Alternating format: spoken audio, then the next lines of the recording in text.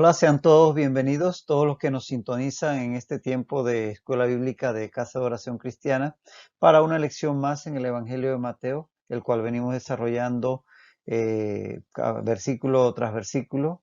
Y vamos a continuar allí donde nos quedamos en la ocasión pasada, en el capítulo 13 de Mateo, en la parábola del trigo y la cizaña.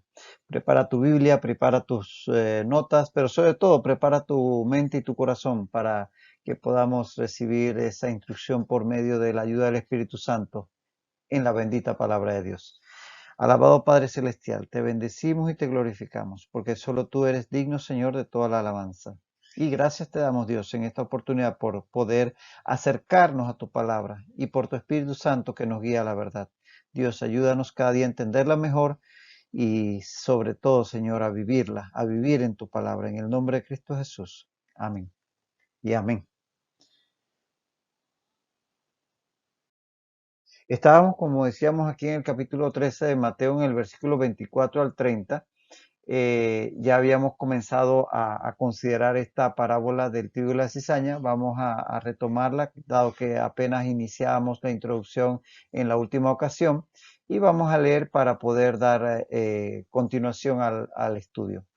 Dice así: les refirió otra parábola diciendo: el reino de los cielos es semejante a un hombre que sembró buena semilla en su campo, mientras dormían los hombres, vino su enemigo y sembró cizaña entre el trigo y se fue.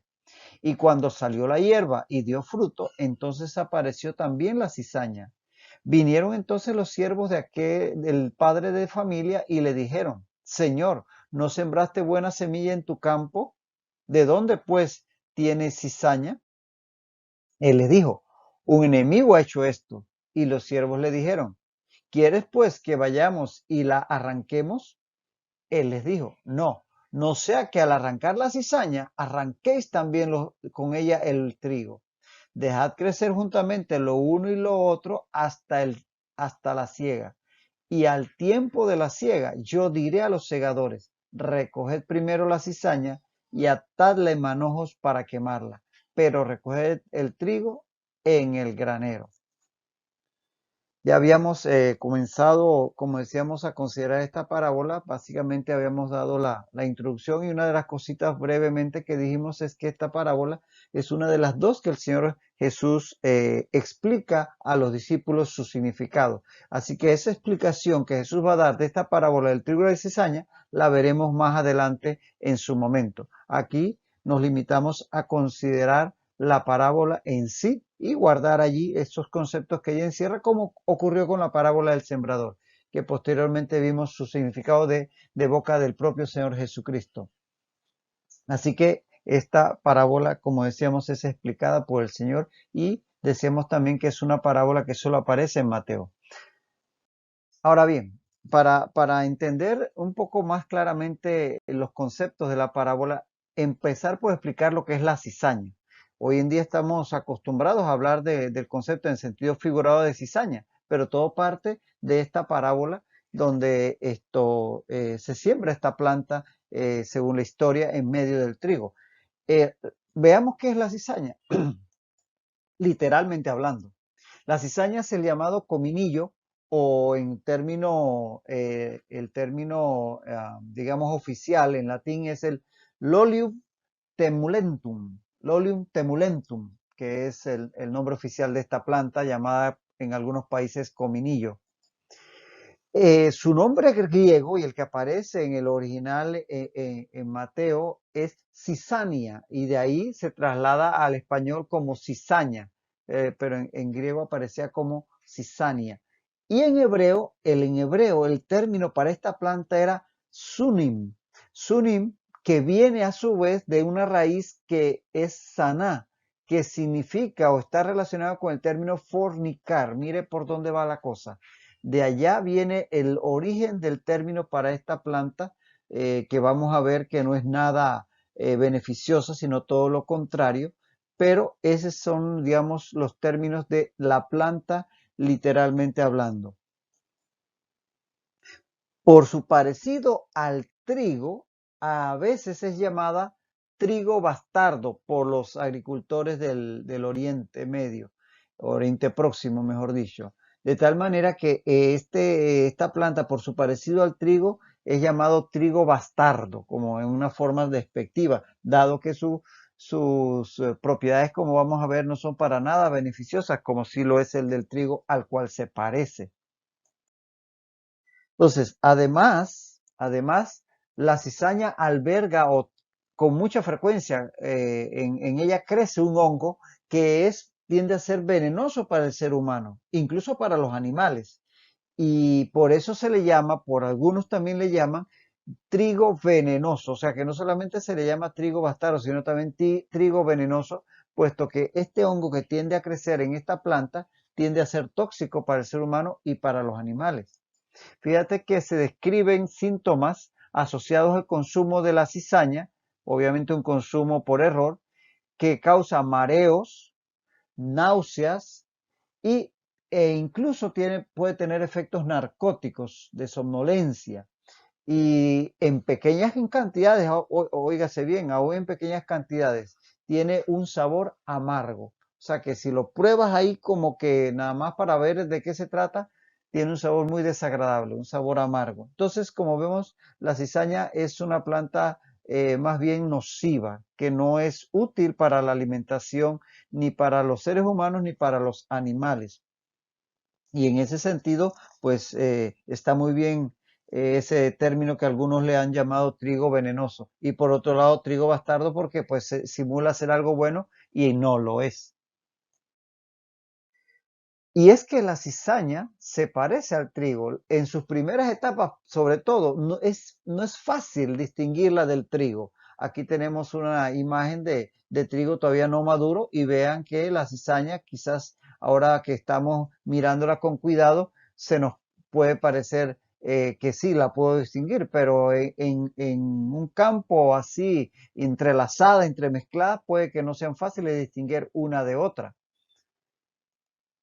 Y usualmente, esto es algo que hemos encontrado investigando sobre esta planta, se dice que en poblaciones del Oriente Próximo, donde tiende a crecer esta planta y que puede crecer en medio del trigo, la separación usualmente, aunque esto probablemente sea un tema diferente de lugar a lugar, pero lo que encontramos es que usualmente se hace después de haberse dado la trilla, o sea, después de haberse cortado, que se extienden los granos de todo lo que se ha cortado sobre grandes bandejas y mujeres se encargan de separarlas, ya que en este momento es fácil distinguir el grano de la cizaña del grano del trigo, puesto que el de la cizaña es de un color negro, que algunos dicen negro pizarra, o como el negro de nuestros tableros antiguos de clases en los aulas en el pasado.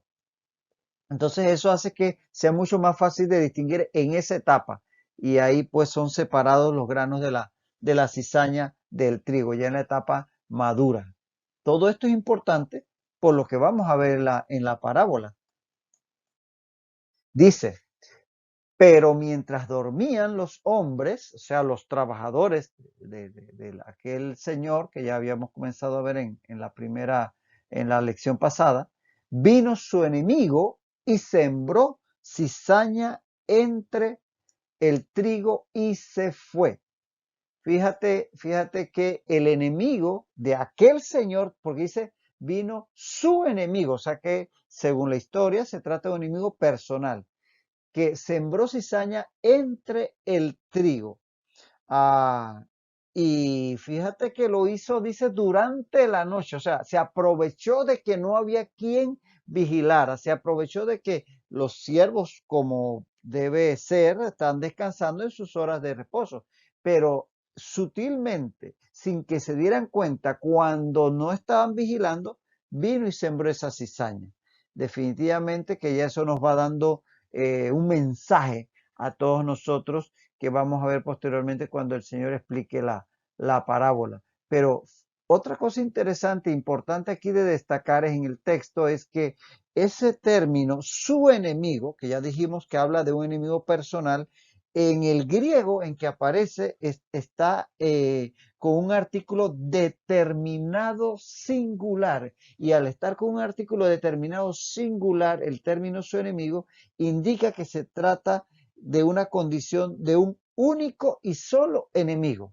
O sea que no es cualquier enemigo, sino aquel específicamente de este padre de familia, de este señor, de este agricultor que tenía este terreno sembrado de trigo. Así que importante que es un enemigo personal, no es cualquiera que se le antojó de casualidad hacer aquello, sino que tenía un interés específico en hacer daño a aquel señor. Y dice, y cuando salió la hierba y dio fruto, entonces apareció también la cizaña. Entonces, en un momento dado, cuando esto estaba recién sembrado, quizás no lo notaban, pero llega el momento en que ambas plantas crecen y se dejan de notar. Solo cuando el grano comenzó a crecer, se hizo evidente la diferencia entre el trigo y la cizaña, porque ya lo dijo el Señor Jesucristo y lo hemos reiterado en varias ocasiones, por sus frutos los conocerán, de tal manera que pueden ser muy parecidos unos y otros granos, pero al dar su fruto, allí se distingue. Por eso dijo el Señor Jesús, por sus frutos los conocerán. Al buen entendedor, pocas palabras. O como dice el Señor, el que tiene oídos para oír, que oiga. Vinieron entonces, sigue diciendo Jesús en su parábola, los siervos del padre de familia y le dijeron, Señor, ¿no sembraste buena semilla en tu campo? ¿De dónde pues tienes cizaña? Fíjate que al ver la cizaña, mira cómo reaccionan los siervos. Se asombran ellos porque definitivamente ellos entendían que ellos habían sembrado la semilla que su Señor les había dado para que sembraran. Y ellos entendían que esa semilla era buena semilla. Obviamente ellos en su momento la sembraron de buena fe. Pero entonces ellos le preguntan, y la pregunta, atención, está hecha en forma retórica, es decir, ellos no es que dudan de lo que el Señor sembró, sino que lo hacen de forma retórica, esperando, obviamente, que el Señor les confirme que ciertamente fue buena semilla lo que sembró o mandó a sembrar. Entonces ellos preguntan retóricamente al Señor por el tipo de semilla que Él les dio para sembrar. No hay duda de que la semilla que el Señor sembró en ese terreno era buena semilla, la semilla era buena. Entonces ellos al ver que hay algo que no corresponde con esa buena semilla, obviamente se asombran. Y bueno, vienen delante del Señor no dudando del Señor y de su intención, sino pues en una forma retórica le plantean la situación dado que esto les había asombrado. Y él les dijo, un enemigo ha hecho esto. Fíjate la inmediata respuesta de el Señor no se ocupa ni siquiera de decirle, sí, claro que les di buena semilla, porque era obvio que eso había sido así. Eso era obvio y la pregunta, como decíamos, era retórica. Así que él va más allá y en vez de ponerse a discutir que si era buena o no era buena la semilla, enseguida respondió porque evidentemente estaba claro que había algo que él no había mandado a sembrar, que no le había dado a sembrar. Por eso les dice, un enemigo ha hecho esto. El Señor declara que es un enemigo quien sembró la cizaña. Y como dijimos en las frases anteriores, evidentemente era el enemigo específico de aquel Señor, de una forma personal. Es decir, no se trataba de una casualidad, no es que esa cizaña había nacido ahí por casualidad, como no ocurren por casualidad muchas cosas en nuestras vidas, sino que era resultado de una acción deliberada de aquel enemigo, de aquel Señor. De tal manera que eso queda claro para aquel hombre dueño de esta tierra y de esta plantación.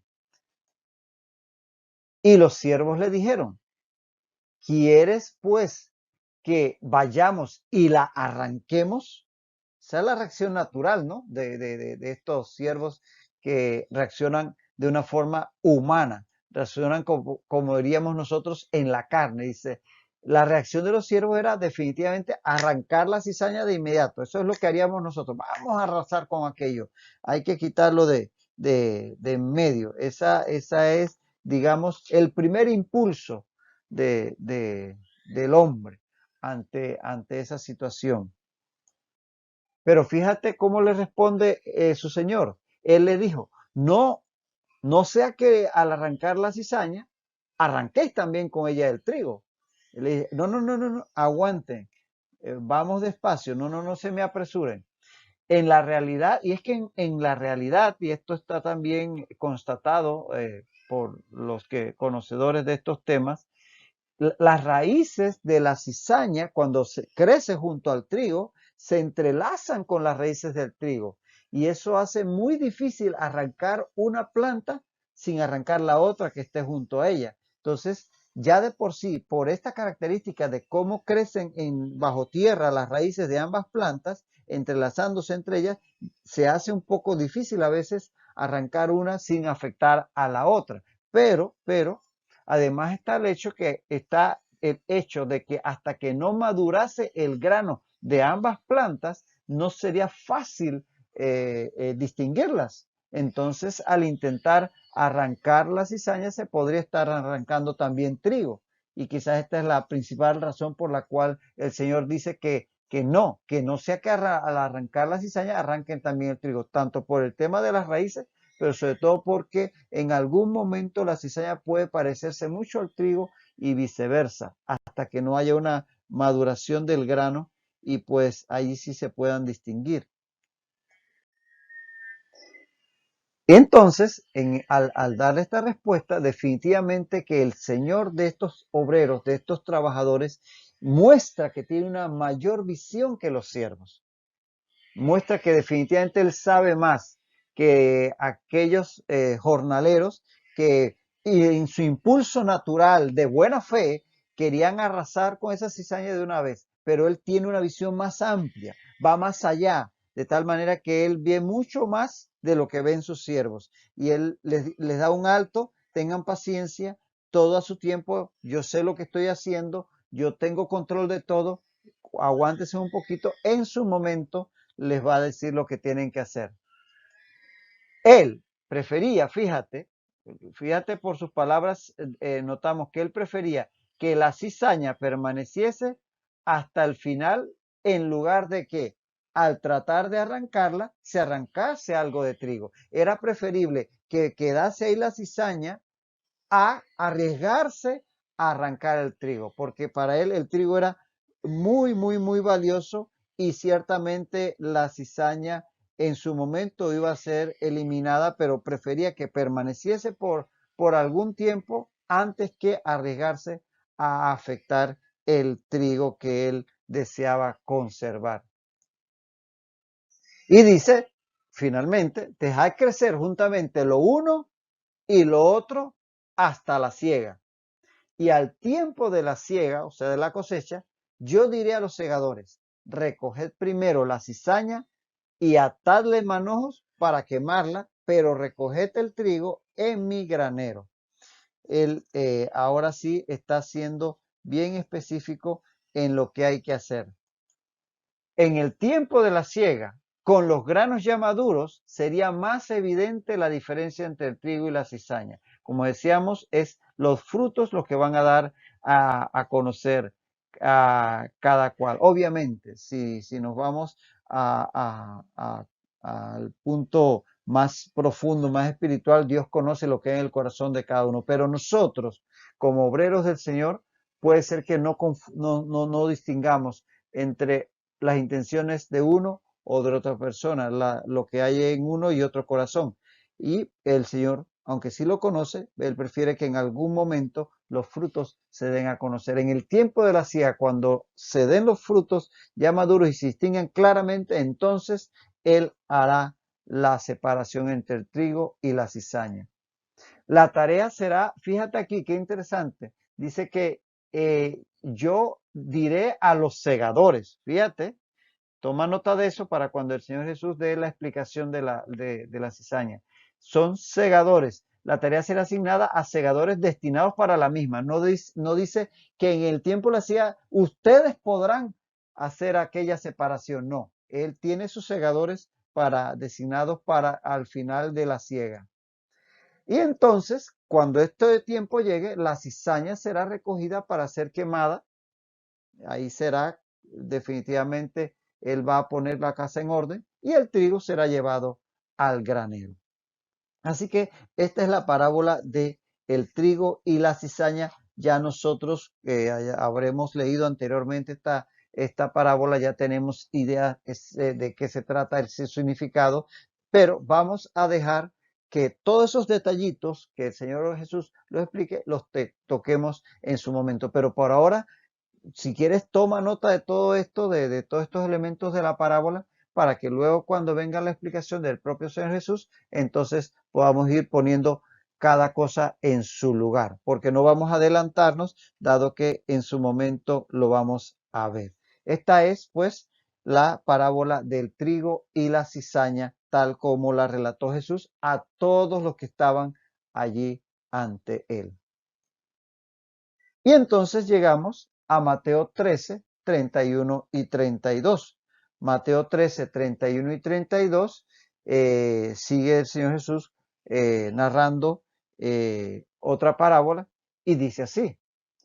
Otra parábola les refirió diciendo, el reino de los cielos es semejante al grano de mostaza que un hombre tomó y sembró en su campo, el cual a la verdad es la más pequeña de todas las semillas, pero cuando ha crecido es la mayor de las hortalizas y se hace árbol, de tal manera que vienen las aves del cielo y hacen nidos en sus ramas. Una parábola más corta. Él anota para que lo tengas ahí presente y después lo puedas revisar, los pasajes paralelos de esta parábola. Estos son Marcos capítulo 4, versos 30 al 32, Marcos 4, 30 al 32 y Lucas 13, 18 al 19. Lucas 13, 18 al 19 son los pasajes donde también aparece este texto que aquí tenemos en los versículos 31 y 32 de Mateo 13. Aquí tenemos entonces que otra parábola les refirió diciendo, el reino de los cielos es semejante al grano de mostaza que un hombre tomó y sembró en su campo. Esta es entonces la tercera de las 7 parábolas que compartió Jesús aquel día desde la barca ahí junto a la orilla en el mar de Galilea a toda esa multitud que se había juntado para escucharle. Esta es la tercera, el sembrador, el trigo y la cizaña y ahora la semilla de mostaza. Esta parábola ilustra, y veremos eso, esta parábola ilustra el crecimiento externo del reino de los cielos. Es decir, acuérdense que todas estas parábolas, el Señor lo dijo desde un principio, tienen que ver con los misterios del reino. De ese reino que es el ámbito donde se hace la voluntad de Dios y que Él había venido a ofrecer primeramente al pueblo de Israel y después, al ser rechazado, se va a extender a todos los gentiles y hasta el día de hoy es esta dispensación de la gracia donde la iglesia, formada por creyentes tanto de origen judío como gentil, en un solo cuerpo, estamos hoy día desarrollando. A este tiempo se refieren todas estas parábolas. Y en este caso, esta parábola va a estar hablando acerca de ese crecimiento de la obra del Señor, de esta iglesia que Él fundó, de este reino de los cielos, a través de los corazones de los hombres que le reciban. Entonces, esta parábola va a ilustrar ese crecimiento externo del reino de los cielos, mientras que la siguiente, la parábola de la levadura, va a ilustrar el crecimiento interno, es decir, el crecimiento dentro de cada individuo, y eso no nos vamos a adelantar, lo veremos en su momento. Pero es una interesante, una anteposición de uno entre el otro, el crecimiento externo en este caso y en el otro caso el crecimiento interno. Y en este sentido, vemos en esta parábola que el Señor habla de la mostaza. La mostaza, el nombre científico siempre en latín es Sinapi nigra o Brassica nigra. que se cultiva en muchos países, pero en Palestina en particular se le utiliza para extraerle el aceite que se extrae de sus semillas. Y pues es una planta muy conocida en estos territorios. Y para que tengan una idea, aquí tenemos una semilla de mostaza en el pulpejo, prácticamente ahí en un dedo humano, y ya ven lo pequeña que es originalmente, pero cuando ella se siembra y crece, y realmente en el momento que comienza a crecer lo hace relativamente rápido, en cuestión de meses, llega a ser prácticamente un árbol, como dice la parábola. Este es un ejemplo en vivo de una planta de mostaza ya plenamente desarrollada. Observen, en comparación con la estatura de este hombre adulto, prácticamente duplica su estatura, de tal manera que sí, que puede llegar a alcanzar eh, eh, eh, tamaños colosales. Mire la extensión de esta planta. De tal manera que de esta pequeña semilla viene a crecer esta tremenda planta. Y dice, el cual a la verdad es más pequeña, es la más pequeña de todas las semillas. Ah, aquí entendemos que entre las semillas que se sembraban en un huerto en Palestina, la mostaza era la más pequeña. Sí, si somos honestos y minuciosos, hay semillas más pequeñas, pero en cuanto a las conocidas para la época y que se acostumbraban a sembrar en los huertos, ya sea en casas o ya sea en sembradíos, esta era la más pequeña de todas, era la más pequeña de todas las semillas conocidas y utilizadas en Palestina. Y por eso, por ser una semilla muy pequeña, proverbialmente hablando, indicaba o se utilizaba como figura o ilustración de algo muy, muy pequeño. Por ejemplo, tenemos que el mismo Señor Jesús utiliza esa figura en Mateo 17:20. En Mateo 17:20 declara la palabra: Jesús les dijo, por vuestra poca fe, porque de cierto os digo, que si tuvieres fe como un grano de mostaza, diréis a este monte, pásate de aquí, y se pasará, y nada os será imposible. Entonces ven cómo Jesús mismo utilizó esa figura de la semilla de mostaza, del grano de mostaza, de forma proverbial, para hablar de algo muy pequeño. Algo parecido a como en el español nosotros utilizamos el comino. El comino también es una semilla muy pequeña, y por eso decimos, eso no vale ni un comino. Es decir, pues sí, eso es de un valor muy pequeño. Es también, es el mismo sentido que nosotros utilizamos la semilla del comino hoy día en el español para hablar de algo muy pequeño, también en forma coloquial. En el tiempo del Nuevo Testamento, el pueblo judío utilizaba el término de la mostaza para hablar de algo muy pequeño. Por ejemplo, los judíos hablaban de una gota de sangre tan pequeña como un grano de mostaza. Y al referirse a un punto ínfimo de la ley, decían que su transgresión era tan pequeña como un grano de mostaza. ¿Lo ven? Era un término conocido de hablar los judíos de la época en relación a la semilla de mostaza, porque era muy pequeña, era algo proverbialmente hablando muy común. Ahora bien, viniendo al origen de la iglesia, el grupo de los leales seguidores de Cristo, que fue la semilla del evangelio, la semilla de la cual hoy día tenemos